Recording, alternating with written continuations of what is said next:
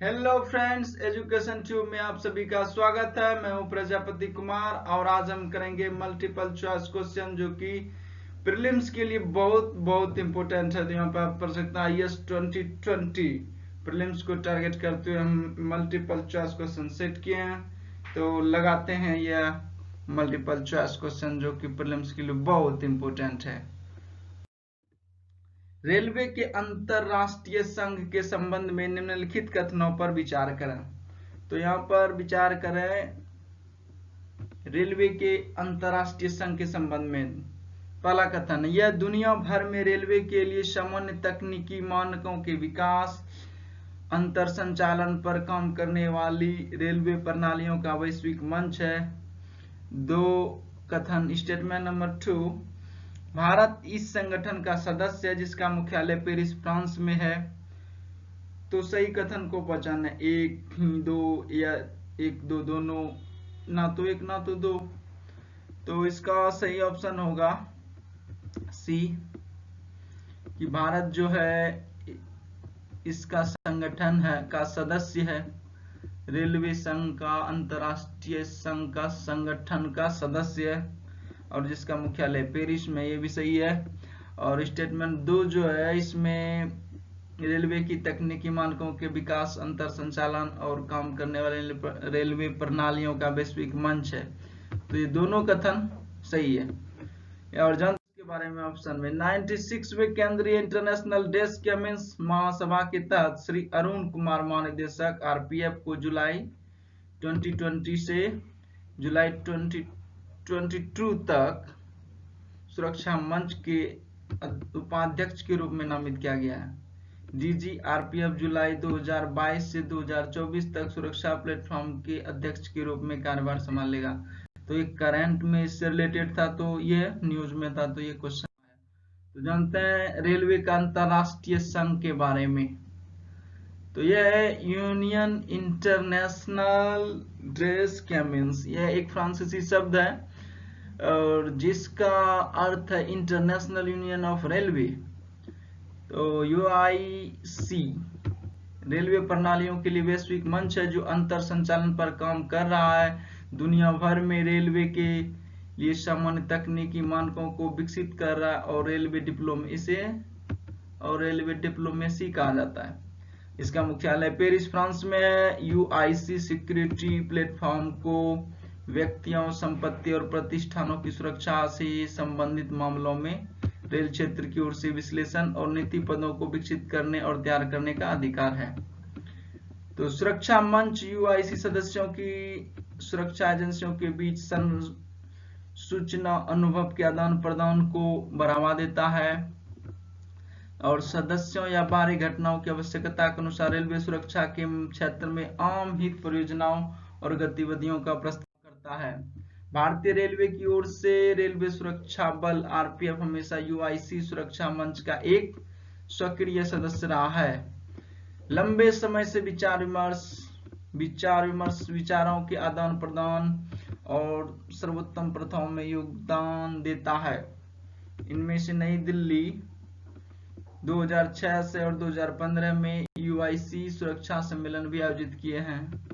RPF अपने आपको कार्य समूह, मंच और बैठकों में शामिल करता है और UIC नेतृत्व द्वारा UIC सुरक्षा मंच के काम में इसका योगदान की सराहना की गई है। तो क्वेश्चन नंबर 2, माल और सेवा कर खुफिया महानिदेशालय DGGI के संबंध में निम्नलिखित कथनों पर विचार करें। पहला कथन है, यह एक अप्रत्यक्ष खुफिया संगठन है जो केंद्रीय अप्रत्यक्ष कर और सीमा शुल्क बोर्ड के तहत कार्य करता है। और ये स्टेटमेंट सही है।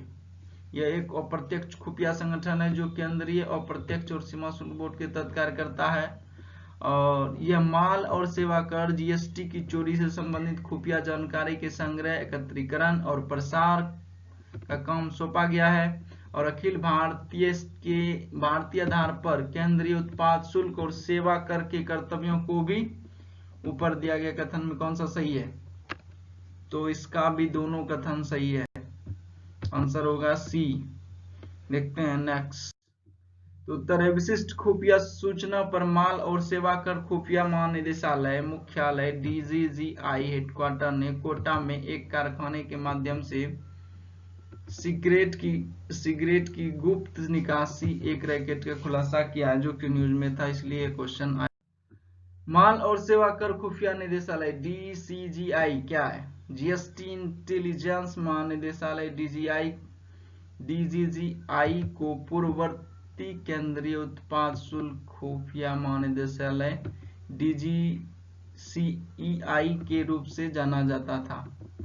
पहले DGGI को DGCEI के रूप में जाना जाता था। यह एक अप्रत्यक्ष खुफिया संगठन है जो केंद्रीय अप्रत्यक्ष कर, सीमा शुल्क, राजस्व विभाग, वित्त मंत्रालय के अधीन कार्यरत है।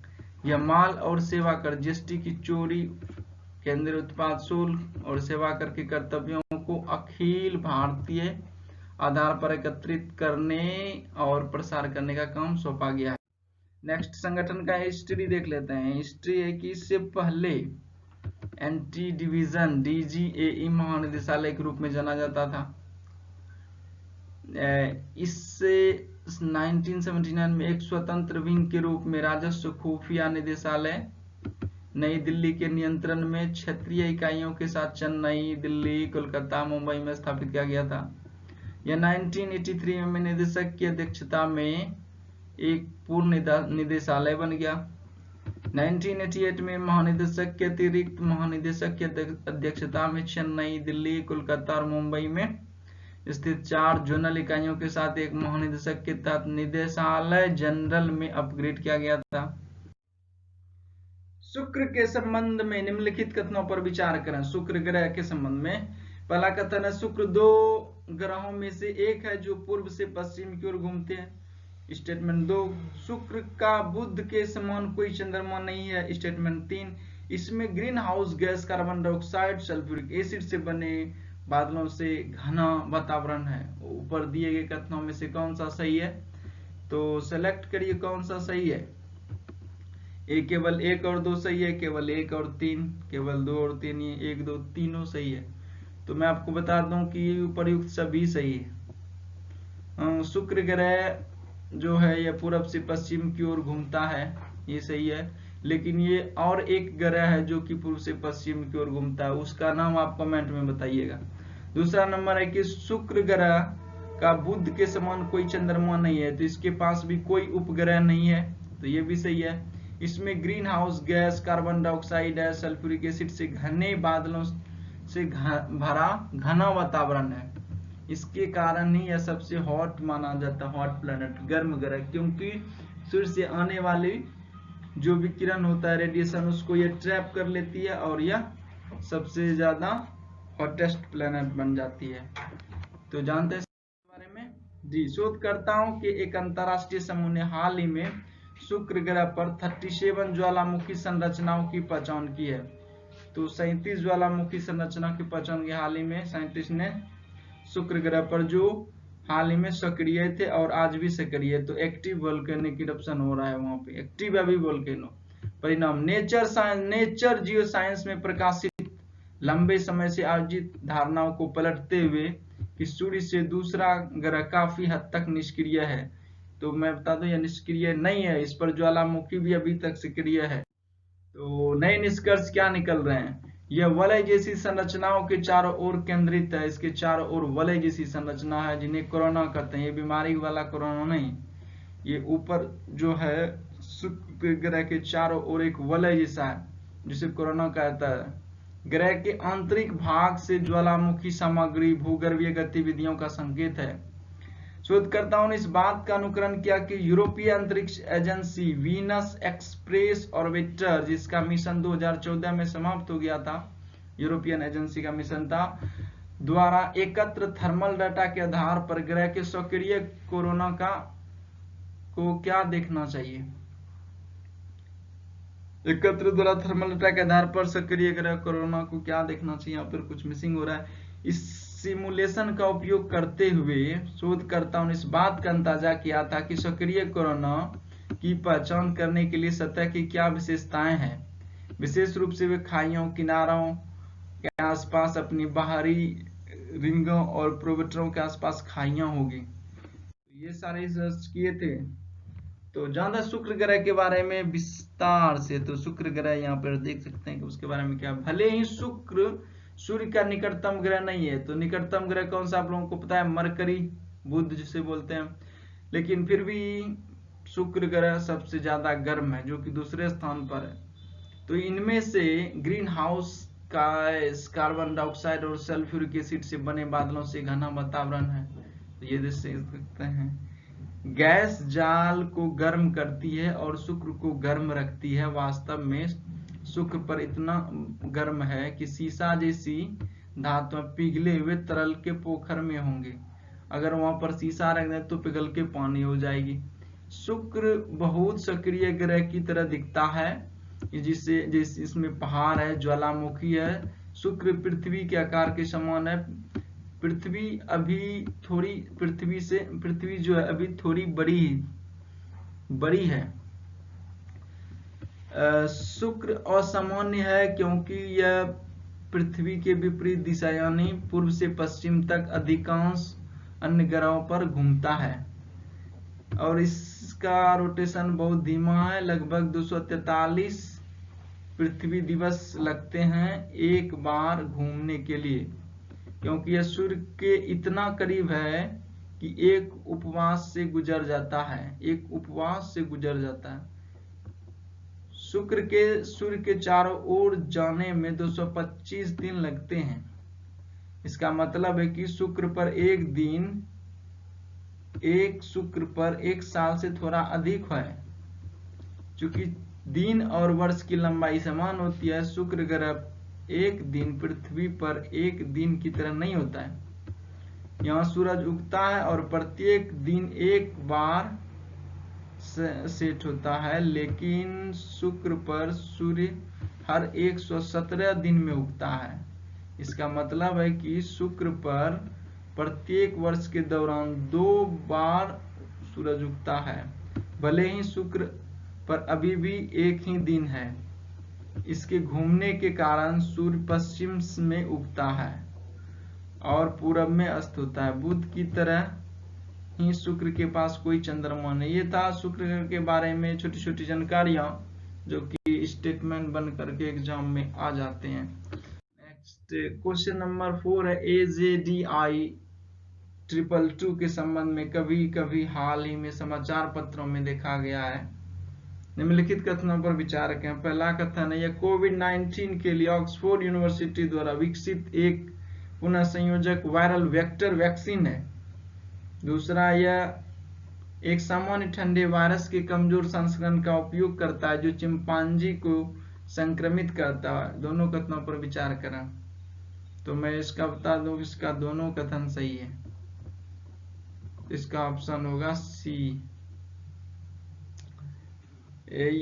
नेक्स्ट, शोधकर्ताओं ने हाल ही में ऑक्सफोर्ड यूनिवर्सिटी द्वारा विकसित एक कोविड-19 वैक्सीन, ये कोविड-19 वैक्सीन के पहले चरण के परिणामों की घोषणा की है। वैक्सीन सुरक्षित दिखाई देता है। यह शरीर के भीतर एक मजबूत प्रतिरक्षा प्रतिक्रिया को प्रेरित करता है, जिसके परिणाम अग्रणी वैज्ञानिक पत्रिका द लैंसेट में प्रकाशित हुए हैं। परिणाम बताते हैं कि उन्होंने दिए गए 56 दिनों तक मजबूत एंटीबॉडी और टी सेल प्रतिरक्षा प्रतिक्रियाओं को प्रेरित किया। सालों तक वायरस से सुरक्षा बनाए रखने के लिए टी सेल महत्वपूर्ण है। नेक्स्ट, वैक्सीन के बारे में, ये जो AJDI 222 है, एक वैक्सीन है। तो शॉर्ट ऑक्सफोर्ड विश्वविद्यालय द्वारा विकसित किया गया पुनः संयोजक वायरल वेक्टर वैक्सीन है। इसे ब्रिटिश फार्मा दिग्गज एस्ट्राजेनेका को लाइसेंस दिया गया है। यह chimpanzee adenovirus viral vector CSADOXL vaccine है, जो SARS-CoV-2 स्पाइक प्रोटीन को व्यक्त करता है। प्रायोगिक वैक्सीन एक सामान्य कोल्ड वायरस के कमजोर संस्करण का उपयोग करता है जो चिंपैंजी को संक्रमित करता है। उन्होंने प्रतिरक्षा बनाने के लिए उपन्यास कोरोना वायरस से प्रोटीन बनाने के लिए एक्टोनेट निर्देश दिए जाते हैं। इसके बारे में एक विशेष इसके बारे में एक वर्ष के लिए सुरक्षा प्रदान करने की संभावना है। अगस्त से सितंबर तक देर से चरण के अध्ययन से डेटा और सितंबर और अक्टूबर 2020 के बीच पहली खुराक डिलीवरी की उम्मीद। नेक्स्ट, खाद्य प्रसंस्करण और उद्योग मंत्रालय ने हाल ही में जोरम फूड पार्क का संचालन किया है। यह पहला मेगा फूड पार्क है। तो यह कहाँ पर है? उड़ीसा में, मिजोरम में, तेलंगाना में, जम्मू कश्मीर में। तो यह जो है यह है मिजोरम में। 5 का आंसर होगा बी। तो जानते हैं कहाँ पे। हाल ही में खाद्य प्रसंस्करण उद्योग मंत्रालय ने मिजोरम के पहले मेगा फूड पार्क का संचालन किया है। जोरम फूड पार्क को मेगा फूड पार्क योजना के तहत स्थापित किया गया है। यह अपने समृद्धि कृषि बागवानी उत्पादों के कारण दुनिया के जैविक गंतव्य बनने के पूर्वोत्तर क्षेत्र की क्षमता को बढ़ावा देगा। नेक्स्ट, मेगा फूड पार्क क्या है, इसके बारे में जानिए। मेगा फूड पार्क में आमतौर पर आपूर्ति श्रृंखला के बुनियादी ढांचे शामिल होते हैं। संग्रह केंद्र, प्राथमिक संस्करण केंद्र, केंद्रीय प्रसंस्करण केंद्र, ठंडी संकाल, खाद्य प्रसंस्करण इकाइयों को स्थापित करने के लिए उद्यमों की लगभग 20 से 25 पूरी तरह से विकसित भूखंड योजना क्लस्टर दृष्टिकोण पर आधारित है। एक अच्छी तरह से परिभाषित एग्री बागवानी क्षेत्र कला में समर्थन बुनियादी ढांचे के निर्माण की परिकल्पना करती है। केंद्र सरकार रुपये तक की वित्तीय सहायता प्रदान करती है। 50 करोड़ प्रति मेगा फूड पार्क परियोजना MFP परियोजना के एक विशेष परियोजना वाहन द्वारा कार्यान्वित की जाती है। यह कंपनी अधिनियम 2013 के तहत पंजीकृत एक बॉडी कॉर्पोरेट है। इनसाइडर ट्रेडिंग के संबंध में कथनों पर विचार करें। इनसाइडर ट्रेडिंग, इनमें से किसी ऐसे व्यक्ति द्वारा सार्वजनिक कंपनी के स्टॉक्स में ट्रेडिंग करना शामिल है जिसके पास गैर सार्वजनिक है उस स्टॉक के बारे में भौतिक जानकारी, मतलब भौतिक जानकारी उसके पास गैर सार्वजनिक है। यह कंपनी अधिनियम 1956 के तहत निषिद्ध है। कथन कौन सा सही नहीं है, ये हमें सेलेक्ट करना है। 1, 2 दोनों से ना तो 1 ना तो 2, तो 6 का आंसर होगा डी। दोनों कथन सही नहीं है। मैं सब पूछ रहा कौन सा कथन सही नहीं, तो दोनों कथन सही नहीं है। तो जानते हैं इसके बारे में। हाल ही में सेबी ने इनसाइडर ट्रेडिंग नॉर्म्स में संशोधन किया है। यह प्रकाशित मूल्य संवेदी जानकारी पर डेटाबेस को बनाए रखने के लिए संस्थाओं में। इनसाइडर ट्रेडिंग में किसी ऐसे व्यक्ति द्वारा सार्वजनिक कंपनी के स्टॉक में व्यापार करना शामिल है जिसके पास गैर सार्वजनिक किसी भी कारण से स्टॉक के बारे में जानकारी हो। यह कंपनी अधिनियम 1956 के तहत निषिद्ध है। यह एक अनुचित अभ्यास है जिससे में अन्य शेयरधारकों को महत्वपूर्ण अंदरूनी जानकारी, गैर सार्वजनिक जानकारी की कमी को बहुत नुकसान में है। इनसाइडर ट्रेडिंग का यह तरीका अवैध है और संभावित जुर्माना और जेल समय सहित कठोर दंड के साथ आता है। नेक्स्ट, 7th नंबर क्वेश्चन, चावल DCR तकनीक के डायरेक्टरेट सीडिंग के संबंध में निम्नलिखित कथनों पर विचार करें। तो 1 DSR में किसान नर्सरी तैयार करते हैं जहां धान के बीज को पहले बोया जाता है और फिर से भरने से पहले युवा पौधा उठाया जाता है। इस प्रक्रिया में पानी की बचत होती है क्योंकि ज्यादातर पानी को जड़ी बूटियों द्वारा बदल दिया जाता है। उपर्युक्त में से कौन सा कथन सही है? तो 7 नंबर का होगा केवल 2 सही है। इस प्रक्रिया में पानी की बचत होती है क्योंकि ज्यादातर पानी को जड़ी बूटियों द्वारा बदल दिया जाता है। तो जानते हैं इसके बारे में आंसर। ऐसी खबर है कि चावल की सीडिंग DSR तकनीक में बोए गए धान पर कृंतकों ने हमला किया है और पंजाब में किसानों को बड़ी चुनौतियों का सामना करना पड़ रहा है। पारंपरिक रोपाई में किसान नर्सरी तैयार करते हैं जहां धान के बीज को पहले बोया जाता है और युवा पौधों में उगाया जाता है। इन रोपों के फिर से उखाड़ दिया जाता है। 25 से 35 दिनों के बाद मुख्य क्षेत्र में प्रस्थापित किया जाता है। DSR में कई नर्सरियां प्रत्यार या प्रत्यारोपण नहीं है। इसके बजाय धान के बीज ट्रैक्टर संचालित मशीन द्वारा सीधे खेतों में ड्रिल किए जाते हैं। इस प्रक्रिया में पानी की बचत होती है क्योंकि बुआई के दौरान खेतों में बाढ़ नहीं आती और खरपतवार को मरने के लिए जड़ी बूटियों द्वारा पानी को बदल दिया जाता है। यह श्रम लागत भी बचाता है। हीट वेव के संबंध में कथनों पर विचार करें। उत्तर पश्चिम भारत और मध्य भारत के मैदानी इलाकों में शुष्क उत्तर पश्चिमी हवाएं गर्मी का कारण बनती है। हीट वेव घोषित करने के लिए सूचीबद्ध मानदंडों को कम से कम लगातार 2 दिनों के लिए मौसम विभाग के 2 स्टेशनों में मिलना चाहिए और इसे दूसरे दिन घोषित किया जाएगा। तो कौन सा कथन सही है स्टेटमेंट, तो आप बता सकते हैं। तो दोनों स्टेटमेंट सही है। तो जानते हैं इसके बारे में। हाल ही में पृथ्वी विज्ञान मंत्रालय द्वारा जारी भारतीय क्षेत्रफल जलवायु परिवर्तन का आकलन। यह भारत में उष्णकटिबंधीय चक्रवातों, गरज, गर्मी की लहरों, बाढ़, सूखों की चेतावनी देता है। हीट वेव माना जाता है कि यह किसी स्टेशन का अधिकतम तापमान मैदानी इलाकों के लिए कम से कम 40 डिग्री सेल्सियस या अधिक से अधिक 37 डिग्री सेल्सियस या इससे अधिक, या पहाड़ी क्षेत्रों के लिए कम से कम 30 डिग्री सेल्सियस है या इससे अधिक तक पहुंच जाता है। उत्तर पश्चिम भारत और मध्य भारत के मैदानी इलाकों में शुष्क उत्तर पश्चिमी हवाएं गर्मी का कारण बनती है। गर्मी की लहर की घोषणा करने के लिए सूचीबद्ध मानदंडों को कम से कम लगातार 2 दिनों के लिए मौसम विभाग को 2 स्टेशनों से मिलना चाहिए और इसे दूसरे दिन घोषित किया जाएगा। नेक्स्ट, काकरपरा परमाणु परियोजना हाल ही में समाचार पत्र में देखी गई है। ये कहाँ पर है? महाराष्ट्र, राजस्थान, उत्तर प्रदेश, गुजरात। तो ये काकरपरा परियोजना गुजरात में, जानते हैं क्यों में है। गुजरात में काकरपरा परमाणु ऊर्जा परियोजना के APP3 की तीसरी इकाई ने अपनी क्रिटिकल पहली महत्वपूर्णता हासिल की है। क्रिटिकलिटी एक शब्द है जिसका शब्द है जो कि एक नियंत्रित लेकिन निरंतर परमाणु विखंडन प्रतिक्रिया की दीक्षा को दर्शाता है। यह दबाव वाले भारी जल रिएक्टर PHWR का सबसे बड़ा स्वदेशी रूप से विकसित किया गया संस्करण है। PHWRs जो ईंधन के रूप में प्राकृतिक यूरेनियम और मॉडरेटर के रूप में भारी पानी का उपयोग करते हैं, भारत के परमाणु रिएक्टर बेड़े का मुख्य आधार है।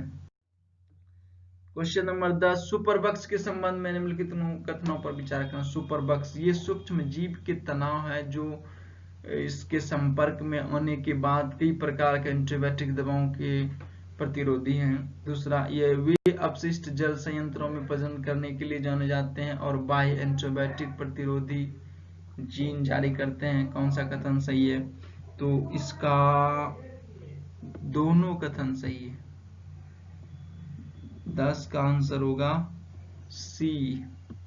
के बारे में एक शोध से पता चला है कि एक नया रैप ट्रैप और जैप रणनीति से जो ग्राफीन ऑक्साइड से लिपटे हुए माइक्रोसेफर्स को रोजगार देती है। ग्राफीन सील बनाने में एंटीबायोटिक प्रतिरोधी बैक्टीरिया नष्ट करने में मदद मिलती है। यह अपशिष्ट जल उपचार संयंत्रों में उनके द्वारा उत्पादित मुक्त फ्लोटिंग एंटीबायोटिक प्रतिरोधी जीन ARG को भी नष्ट कर देता है। सुपरबग्स को अपशिष्ट जल संयंत्रों में प्रजनन करने और बाह्य RG को छोड़ने के लिए जाना जाता है जब वे अपशिष्ट को नष्ट करते हुए मारे जाते हैं। ये सूक्ष्म जीव के तनाव हैं जो इसके संपर्क में आने के बाद कई प्रकार के एंटीबायोटिक दवाओं को प्रतिरोधी हैं। रोगाणुरोधी प्रतिरोध तब तक होता है जब सूक्ष्म जीव जैसे बैक्टीरिया, वायरस और परजीवी बदल जाते हैं। जब ये रोगाणुरोधी दवाओं जैसे एंटीबायोटिक्स, एंटीफंगल, एंटीवायरल, एंटीमायरियल और एंटीहेलमिंट के संपर्क में आते हैं। Thanks for watching. Like, share and subscribe education tube.